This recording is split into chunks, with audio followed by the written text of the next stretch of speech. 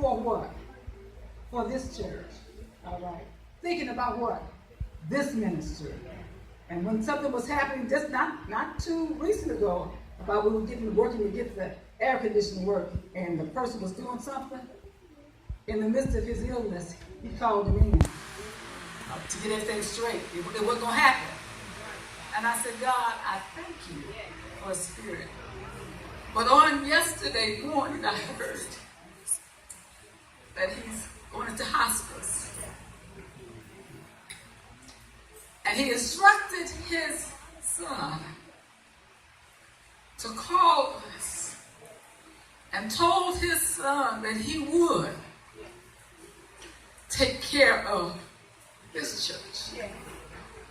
Now he's transitioning. What about us with our commitment? So the Lord said, no other word, anything else, that he has placed in our midst, allowed somebody to show us and demonstrate to us what it means to be committed, even unto death. Not a member. Donate the gift to the church. And so the Lord said, this is commitment. This is somebody that is passionate. Thank you for the whoever came up with the word there. In our lives, we say live, die, sink or swim. But we got an example on him. I don't know the transitioning time is. But his last and final words that he's speaking about this church. He got his own church. It's an active part of. And so his son let us know he got to do what his father said do. And I began to think about Jesus when he was on the cross and he was yet dying. But he told John, behold, look at what? Your mother. Behold, look at your son. And so I said, God, it couldn't have been any greater. If you ever wanted to know, hello, if you were where you need to be. If you ever wanted to know, do I need to step up my game in regards to what I say is commitment? I said, yes, God, I need to do that. Because we give her what? He's been sick a number of different times, but he called to do what? Just to check to make sure that projects that he's not even a part of. But to make sure that those people are doing what they're doing. We had a time when we were going with the drilling the wall with the project that's there. Discovered that it was not concrete blocks, but it's concrete that we have to drill, and it's going to cost $8,000 more than what originally was. And he was saying, let me see what I can do. Do you hear me? Yeah. Dealing with another to talk with somebody else. God will allow somebody to speak on your behalf. Yeah. You don't even have to say anything. Amen. He said that if we would give him what? Give us what? Our all. Yeah. How should I serve God? I said, God, he commitment and service. I mean, I don't know if you're getting it or not, but God was going to let me know. This is what I gave you about being commitment and service for 2017. But he's been working with us for the last couple of years, right? And I said, God, I thank you. I thank you for him. And I said, I will tell the people on tomorrow. You know? And I said, I will understand. We have people in our lives, like you were saying today, Sister Ruby. You were saying that God hooks us up with people. And he knows who to hook us up with and who's going to be complimentary in our lives to allow us to move and to go and to do things. And so if you think about, sure, I'm not talking about the pastor. If you think about sure, and you think about the foundation on which the church was founded, it was founded on people that would give us. Yeah. I'm talking about Eddie, Mother, Nora, Mother, I'm talking about people, I'm talking about people, I'm talking about all the people. Really, y'all are givers. Yeah. Okay? Yeah. Founded, but the foundation and the seeds that are planted. See, sometimes we forget that way back when God was building a foundation that was going to be solid. It was going to stand. our giving. Do you hear me? It's going to come by our giving. And what kind of giving is it going to be? It's going to be sacrificial giving. The sacrifice. If a man is dying of cancer in hospice, who got right now his last will and testament of what he wants to have, and he's given orders, and he wants his son to be the executor of his orders. Come on now, of what he wants to happen. Amen. What better thing if I can hear what the Spirit is saying, what? Through his mouth. That's all we have in our lives. Other people are not reading. They ain't read no Corinthians that I'm getting ready to read to you now. They ain't read no Philippians. They're not reading the Bible, but what they're reading is our lives. And so can I sacrifice? Can I offer up a little shata unto God, a sacrifice of praise? And can we thank God for him? Since it was to pray for his family. A mandate. We can pray for him. Amen. We don't know people go in and out of hospice too. Hello? Hello? I ain't gonna write nothing down, but all of that is, we get ourselves in order, right? Let me see if I sin against anybody. I was talking to somebody. Said, I need to confess. I need to repent. We don't know when Jesus is gonna come back. Why? Because you want to get everything together. So a part of his getting things together with this church, not that one, but this church. So our message today is out of 1 Corinthians chapter 9.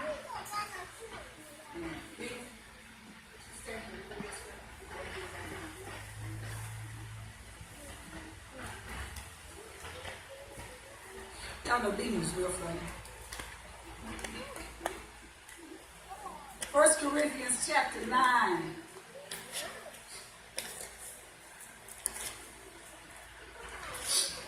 I'm just going to read verse 12. If others have this right of support from you, shouldn't we have it all the more? But we do not use this right. On the contrary, we put up with anything rather than hinder the gospel of Christ. Don't you know that those who work in the temple get their food from the temple? And those who serve at the altar share in what is offered on the altar? In other words, that you contribute and give, you're also partakers of that as well. In the same way, the Lord has commanded that those who preach the gospel should receive their living from the gospel. How do we preach? In what? Precept and example. In precept, in the word, what? And in our example. We have a person, amen, there are many people, I'm just using them today, persons that stand out that I can go talk about here.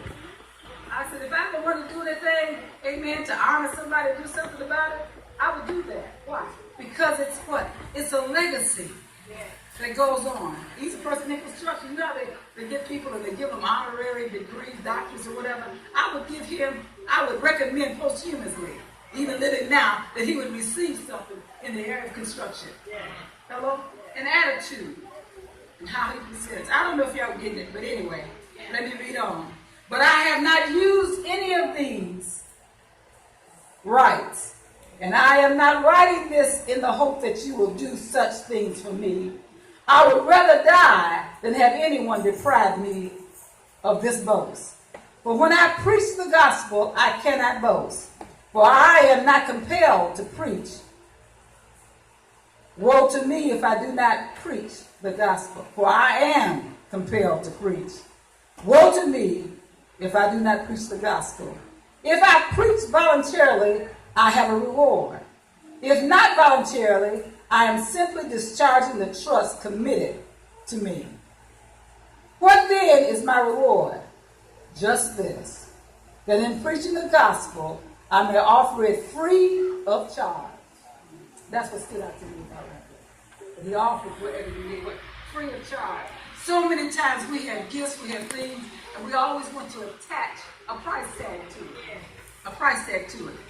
Freely you give. Freely you have what? That you receive.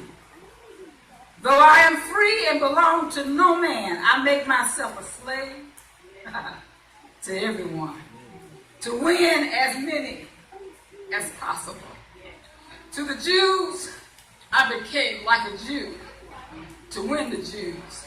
To those under the law, I became, Sergio is the architect's name. To the Jew, I became like a Jew to win the Jews. And to those under the law, I became like one under the law, though I myself am not under the law. So as to win those under the law, to those not having the law, I became like, I know it sounds like a riddle, like one not having the law. Though I am not free from God's law, but I am under Christ's law. So as to win those not having the law, to the weak, I became weak. I have become all things to all men, so that by all possible means I might save some. I do all this for the sake of the gospel, that I might share in his blessings. Do you not know that the race, all the runners run, but only one gets the prize? Run in such a way as to get the prize. Everyone who competes in the game goes into strict training. They do it to get a crown that it will not last, but we do it to get a crown that will last forever. Therefore, I do not run like a man running aimlessly. I do not fight like a man beating the air. No, I beat my body and make it my slave, so that after I have preached to others, I myself will not be disqualified for the prize. I follow what flashed in mind is about drugs that athletes take that disqualify them. So that I preach and that I do, I need to follow it so that I don't become what? Disqualified. And that we do for God, there's a way that we to do things. There's a how-to of how we have to do things. And there's that love that we have to give when we don't feel like loving. The love that we have to give when it doesn't. Oh, bless God. But I give my body. Paul said one day, I put my body in subjection. I put it down in a box. I discipline it that I might be able to win somebody else. And so we have somebody that's committed. Glory to God. I was challenged by somebody. God has blessed me to be able to sit down at a table, and I was beginning to think about God. I said, when you see God materializing the thing like the word that God has spoken over your life, that we don't give it up. The last time I heard the word, I said, what I'm going to do, I'm going to take it right all this stuff. And, I said, I've never been one to have religious icons over my house. But I said, I'm going to have some scriptures, and y'all come in and be like wallpaper all over the house. No, why? Because I wanted to what? To get down where? On the inside. I want that when I walk in my house, I can see what God is saying, that I don't get discouraged, and I don't faint, that I might be able to make it until the end, that I might remain committed to God, that against the storms, against everything that comes, and when things are not going the way that I think that they should do, I want to be able to say, I'm committed to this thing. I'm not giving up. I don't care what it looks like. I'm holding on because of who God is. Oh, I got it. I got it, Mr. Rackler. I got why God pushed you in our way, allowed you to do things over time. Glory to God. When you can't find, it's hard. Even in church, finding a contract that will follow through on what they say they're going to do. The time, they add things to it. Now, we didn't know this was going to happen, and I opened this little wall, and I got 15 little things coming on that I'll have to add on to your bill. But to find somebody that had a sense of integrity, that was walking the man of God in church. Hello? But walking, see, sometimes we do certain things, we're a certain way in church. But when we get out of the church, we lose our integrity. Thank God for your testimony. Thank God for your integrity. Oh, I thought about Pauline when she found that money that tax. She said, the money go to me. I'm sending you all your cards and stuff back and forth. What God said, I don't know what God said now. How God deal with that. But hey, when you looked and saw, but your response, because I put my body in subjection. Because I told myself, this is not your money. Could I use all that money that's there? Hey, I can pretend like I can send your wallet back.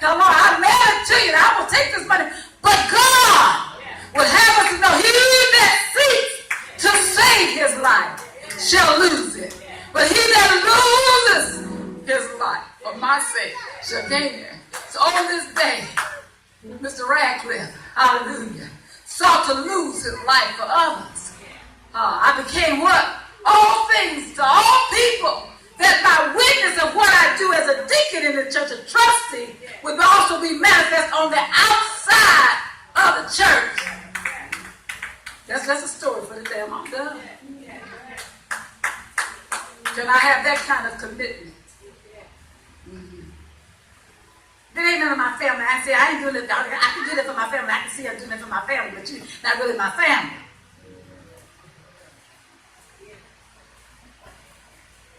Yeah, I'll go to them lengths for somebody else, but I ain't gonna do that. I don't know what he did in this church. Hello? I don't know what he did with anybody else. All I know is the hours of time with the little things he do. He didn't want us to have a draft, so he put a temporary door. Did he charge us for that? No. So many different things to help what? To help the ministry. So somewhere along the line, he was able to see what? Some good in the church. All right. We criticized the church, but he was able to see some good in the church. Is the church all that it should be? No. But is it moving toward what? Being what it could be? Is the potential there for it to be what it could be? Yes, it is. It's the Lord's blessings. We don't have no breezeway coming in the wintertime that I'm enjoying right now. Plans already made, amen. What we're going to do, amen. It's the Lord's blessings. Oh, that I'm enjoying right now. Hallelujah. I didn't know that almost going to be, 68 years old. But on the Lord's side, come on, say that. Get up. Yeah. On the Lord's side. Yeah. Thank God. Hallelujah.